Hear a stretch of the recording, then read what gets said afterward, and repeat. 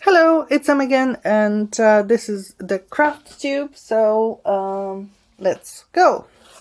First, I have some progress on the diamond painting, the universe, and voila.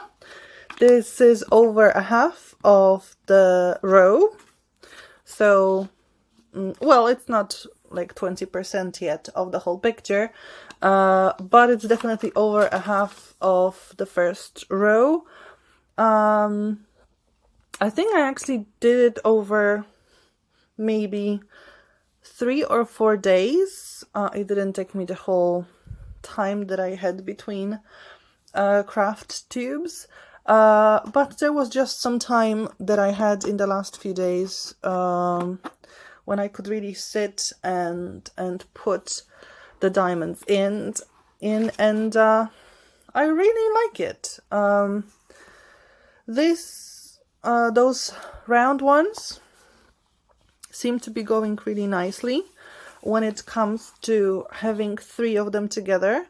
I remember I was worried that they wouldn't work as well, and I think at the beginning they didn't fit really well to this pen holder to stick them. But actually right now I think I have more success in putting those 3 diamonds together in the correct spaces than I had with the square ones, so I think I like it better. Yes, I need to be more careful so that you can't really see the white space in between, and they're a little bit more difficult to sort of, when you shake this holder for diamonds, for the drills, they don't shake as well, if I can say it like that. They don't turn around. For example, if they're upside down and I want them to get the right way up, with the square diamond, they turn much easier when you shake. With these ones, it's a little more difficult, but still, they work up pretty quickly. So, I hope with this quarantine being a bit longer, because in my country, we don't go to school until almost the end of April. So it's 2 more weeks at least.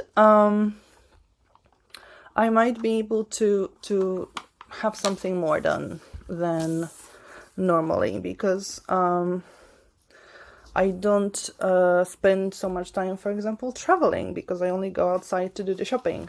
So that goes pretty well. Okay. Next thing is the bullet journal. I did a bit of March. Yeah, I had to like sort of glue these together because I counted wrong. I only put 6 days of the week, and I only found out when I was about here, and I had 20 something day, and then I realized, like, oh, not enough days. And here I wrote the coronavirus, because from this 12th of March, we stopped going to school. So I wrote it down, and from the 26th, we have obligatory teaching online, because these 2 weeks we it was recommended to give our students something to do, but mostly it was supposed to be revisions, some practice, mostly so that they aren't bored, they don't focus too much on the virus, and so that they don't forget a lot. But now we really have to teach them, and I don't have too much filled in here, only with this online teaching, because suddenly it's not enough for me to put the topic in the register. Like, now they don't trust that what's in the e-register, that it was really done. I have to first fill in a survey of what I want to do next week. Then I have to write it down in the e-register, and I also need to fill something in some of the platforms that we use. So it's just suddenly I need to prove a lot that I'm really working. And I've done April monthly.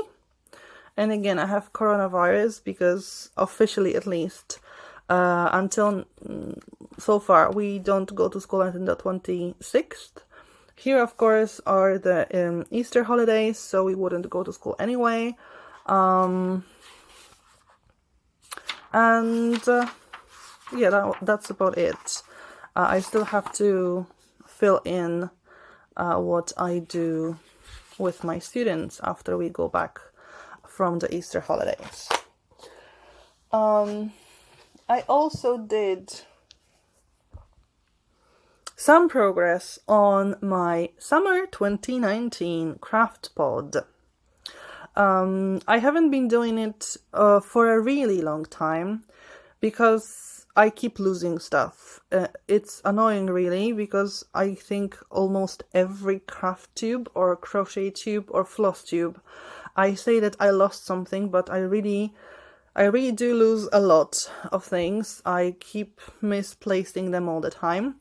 And because I lost the instructions, I had no idea what color I should use.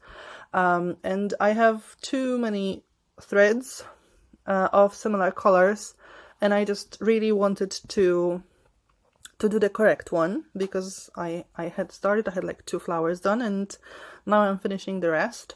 Also, I didn't have any special needs to do CraftPod because I only had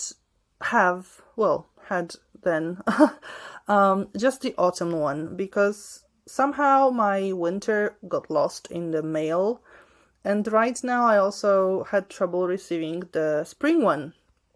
And I wrote to the producer of those CraftPods and asked about my postage, because I can understand losing one packet, that it can get lost in the mail somehow, but 2, that's already a lot. And it turned out that they were sent. They had been sent in the correct time, but suddenly I think the carrier changed, and instead of the regular post, they sent it via courier. I think the Royal Mail in England just changed their provider for abroad, for packages that go abroad, and they never told me they had a... So they never said they had a package for me, and they sent the winter one back to England. And thankfully, because the lady in the CraftPod company really replied super quickly to my email, I managed to contact the courier company about the spring one, and it turned out it was the last day I could take it from them. So I do have my spring pod, and I talked to CraftPod, and they will send me the winter one together with the summer one, because I will be subscribing again from the summer. So they will send it to me together. The company said that they had no way of contacting me because they didn't have my phone number. And I checked on the parcel. It's true, there is no phone number. I think I didn't put it in my subscription information because it used to arrive via post and they don't need my phone number. Now that the situation has changed and they keep using courier, then I will have to give my phone number. So